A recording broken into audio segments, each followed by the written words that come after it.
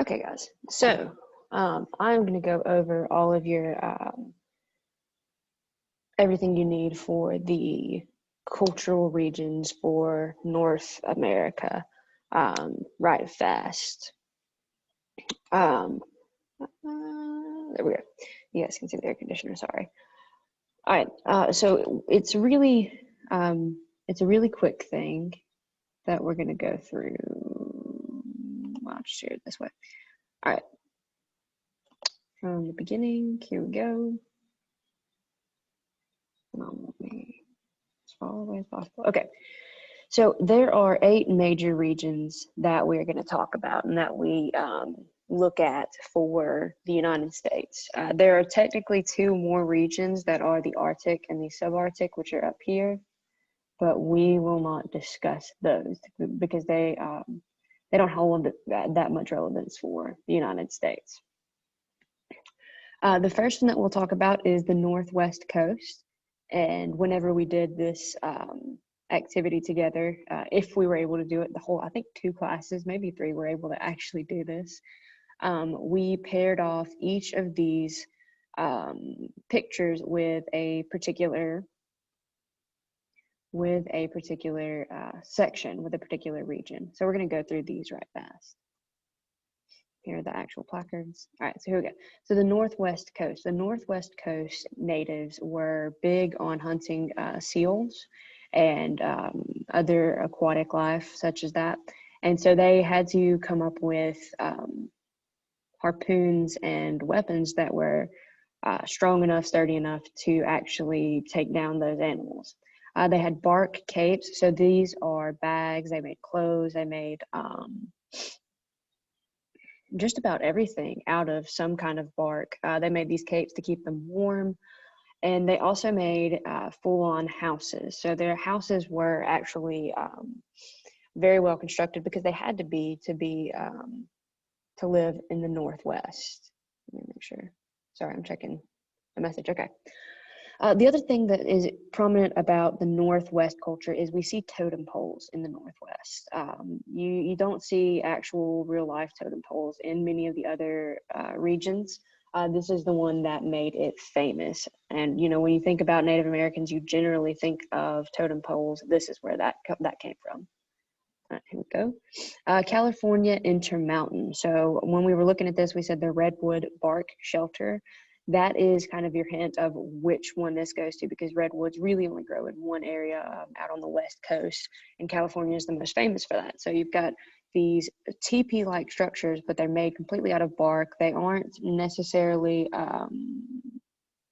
they're not necessarily the most sturdy or I want to say the most warm, because they're on the West Coast. They generally didn't need very sturdy, warm areas to sleep in. They wove baskets and things like that. And then this grinding rock right here, this is the kind of area where they would live and that they would utilize for farming. All right, here we go. Plateau, they would dig pit houses. So this is an area that is a bit colder. It is a bit more, if you can remember back, hold on, let's see. So here's Northwest Coast, here's California Intermountain, here's Plateau. So the Plateau is still going to be a pretty cool area. And there's going to be a lot of fishing, a lot of hunting and things like that. But they would build these pit houses so that it would stay cool during the summertime, and it would also be warm during the winter, and it would keep them out of the elements. So they dug down into the ground for their homes. And they had more permanent settlements than what you see with the California Intermountain, because this is not a permanent settlement. They were a bit more nomadic, so they wandered a bit more. And they created things like basket hats and things, woven things such as that, so that they could carry fish and other things from the rivers, from the creeks where they harvested plants, or where they were catching game from. Okay, this one's a little bit fuzzy. I'm so sorry about that. This is the Great Basin. So if we go back, Great Basin is right here below the plateau. That was my lights. Oh. Okay, it doesn't matter. You guys can, you don't need lights. All right. The Great Basin. So they would build brush shelters such as this, not quite as, they're still permanent, but not quite as deep down into the ground like you see in the plateau area. They didn't have to keep as warm. The climate's not quite as chilly there. And they also had rabbit robes, so rabbit fur robes to keep them warm. And these brush shelters are, they're so they can withstand like winters and all of that because they do have winters in the Great Basin area, but they weren't, they were above ground, if that makes sense. These are the plains. This is what you typically think of when you consider Native Americans. You think of the buffalo skin teepees. You think of horn spoons made from buffaloes, and then the buffalo robes. All right, Southwest. I always think of Scooby-Doo with Southwest Native American region because there was an episode that was really popular when I was a kid about where they went through the adobe homes and all of that. And you can see the kind of the textile and I guess the patterns that you think of when you think of places like New Mexico and Arizona. That was because it's native culture. And then you had the Indian corn, which became popular out west. Eastern woodlands are going to be probably next to the Great Plains, the most prominent that the colonists are going to deal with. They had long houses that were bark covered, so they were pretty sturdy, could withstand the rainy seasons. They could withstand the cold that would become prominent in those areas. And they would also keep them rather cool because they're long and they're tall buildings. They had dugout canoes, and they also used deer jaws to scrape corn, but they used deer for just about everything.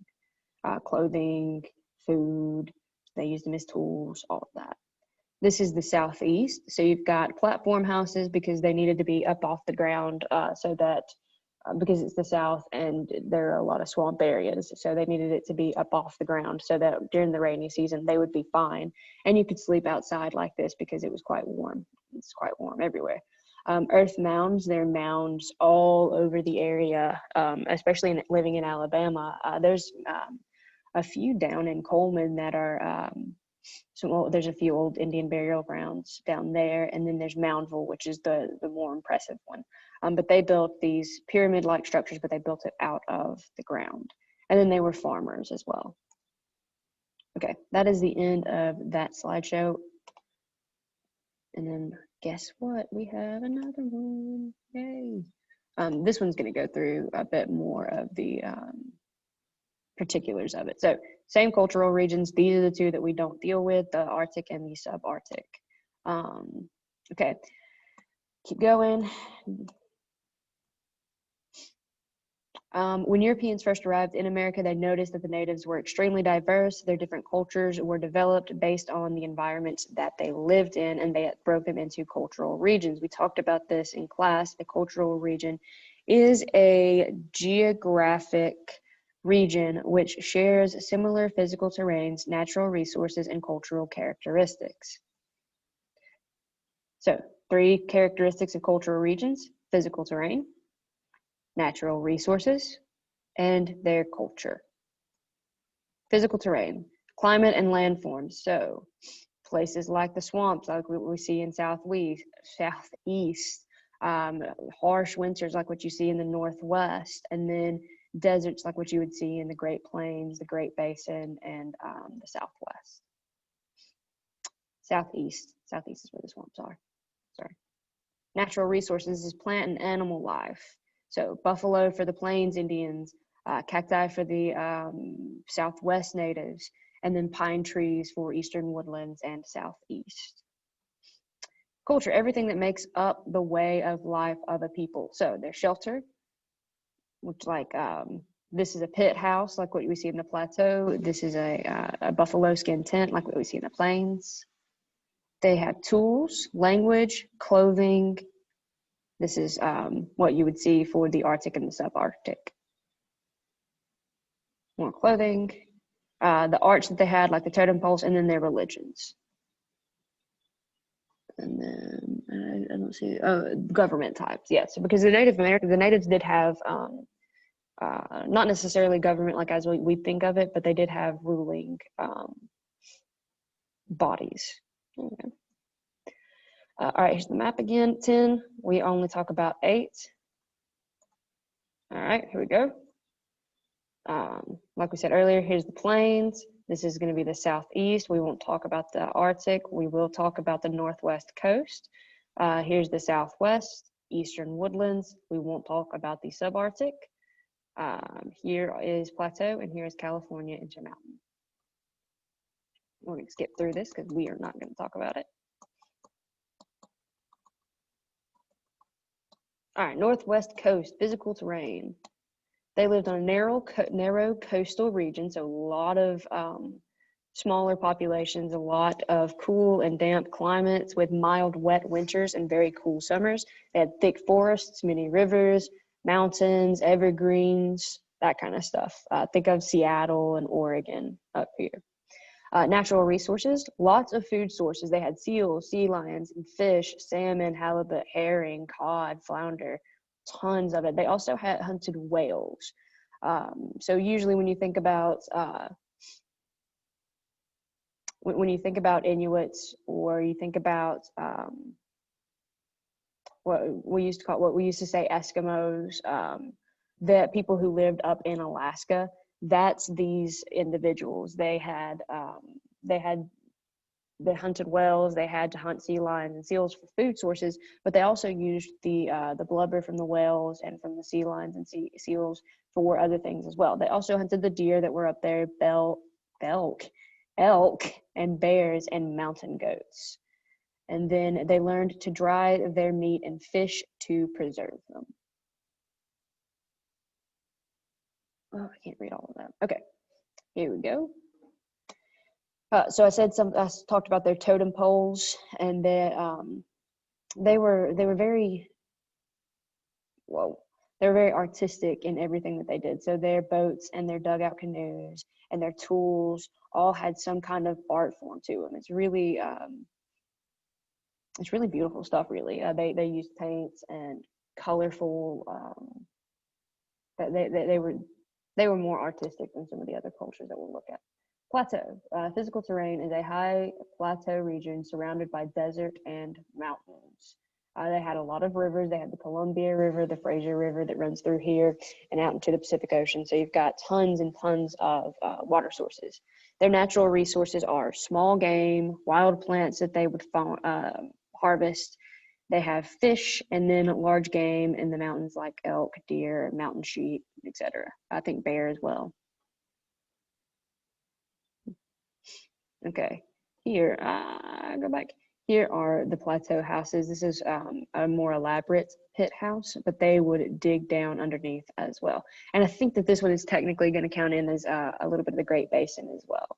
And here they are fishing along the rivers.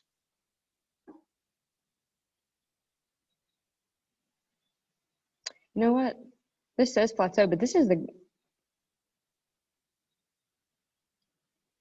that's the plateau. Why does that next one say plateau as well?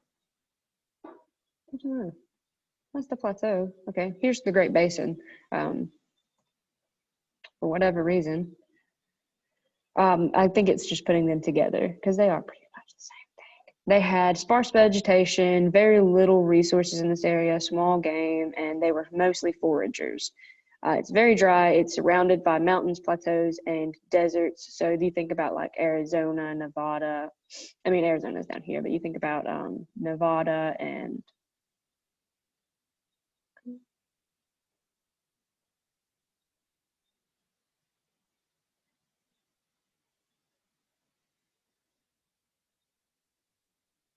yeah, okay, sorry.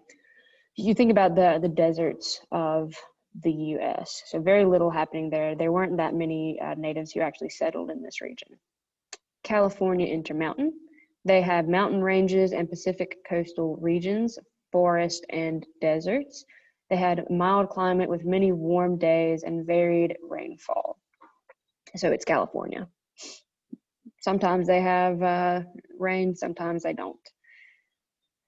They had fresh seafood and small game that they could eat. They had acorns from oak trees and then wild plants such as berries, nuts, seeds, and roots. So they do have forests and they do have deserts, but it's mostly small farming villages and small fishing villages that you have over in that area. It's a woven basket and stuff they put for that one. Okay, this is gonna be the Southwest. So this is where we saw the Adobe Indians. You have mesas and canyons, mountains and deserts, and they have very, very, very little rain. You have the two major rivers, the Colorado and the Rio Grande. It's going to go down through here. This is like your New Mexico area and into actual Mexico. There are evergreens and mountains, but it's mostly like cacti and more harsh plants. You also have small game like rabbits, birds, rattlesnakes, certain other reptiles. All right, this is an adobe house right here. And they would build these massive cities just like that in the mountains and close to the mountain ranges. It's very cool. Oh, go back. And this is their art forms. This is what the Scooby-Doo episode was based off of because it had the dude with the bird mask. It scared me for a while when I was a kid. I vividly remember it. All right, here are the Great Plains. These are probably the ones we're most familiar with because if you think about like westerns, these are what you're talking about usually. These and the Southwest. So physical terrain, large inland region. It's rolling, fertile, tall grass and prairies. It's Tornado Alley. Here's Oklahoma. You've got Kansas, Nebraska, the Dakotas, a little bit of Minnesota, Iowa, Missouri, a little bit of Arkansas as well. And the summers are typically hot and dry, and the winters are very long and very harsh. They would eat buffalo. They hunted buffalo, and they used their buffalo for just about everything. They were farmers, and they also harvested things such as berries and the various nuts that would grow in the area.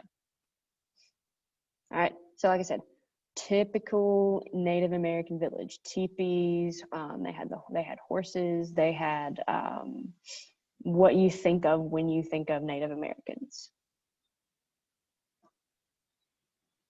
Right. Also, the headdresses and the buffalo skin coats and the moccasins as well, but the moccasins are going to be over here as well. Northeast or the eastern woodlands. All right, they're going to have temperate and humid climates. So this is like New York, Maine, Vermont, New Hampshire. You've got Ohio, Indiana, Pennsylvania, parts of Wisconsin and Michigan. All right, and it's widespread forests. Sometimes the area is grouped with the Southeast culture and referred to as the Eastern Woodlands. We are going to call it the Eastern Woodlands. All right, this is also going to be the group that does pretty much that's going to do the best on, well, obviously in this area, but they are going to have very well-structured government types in the Northeast and in the Southeast. The natural resources are animals. They have a variety of game, large and small, fish, deer, rabbit, squirrel, beaver, birds. They also hunted moose, elk, and bear. So they had a lot of fur trades that they did with the British and then especially with the French. There's the Northeast. Very cool art and beads. Why does this? Okay. They are grouping these people, this group in with the mound builders, but the mound builders were typically the Southeast. This is an artwork. It's a snake, and that's a really terrible picture of it. But this is the mound that you see that are prominent throughout the Southeast. They were usually used for worship or burials. All right, and then you have deerskin tents or teepees or similar things, but you would also have the long houses as well. Here we have the Southeast, semi-tropical. It's where we live, so we should know all of this. It's humid, very humid. It's very well watered. There are salt water, marshes. There's grasses, rich soil, swamplands, hills, high grass, and mountains. So a little bit of everything here in the South. Their natural resources are forests of pine trees, because you can do a lot with pine trees. And then animals are deer, squirrel, birds, fish, game such as that. They had the dugout canoes, like we said, and then they had huts like this, and as well as the raised platform houses. These are also the natives who are going to go on the trail tours. All of them are technically going to go, but we think of the Cherokee being pushed out of Georgia, Alabama, Mississippi, and Tennessee, and the Carolinas as well. Okay, we don't have to worry about this because we only do that if we're actually in class. Okay, that's everything. So these are your cultural regions. Let me come over here and go to your, hold on, let me stop sharing screen real fast. Let me come over here to, we'll just go to this one.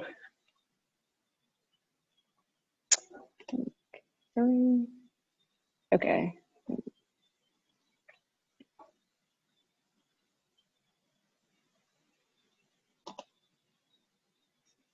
Okay, here we go. Put this up. In your week 3 folder over here under Thursday, Friday, this is your Native American Cultural Regions of North America page that we've been looking at. And then this is your cultural regions assignment. All right, it looks like this.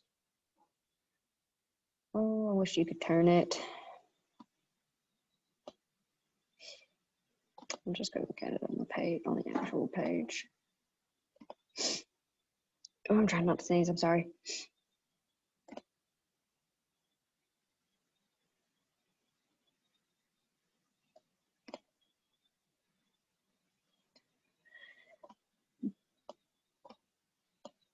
All right, it says assignment right here. Here's that PowerPoint, and here is an organizer you can use to get your thoughts down so you can keep notes for it.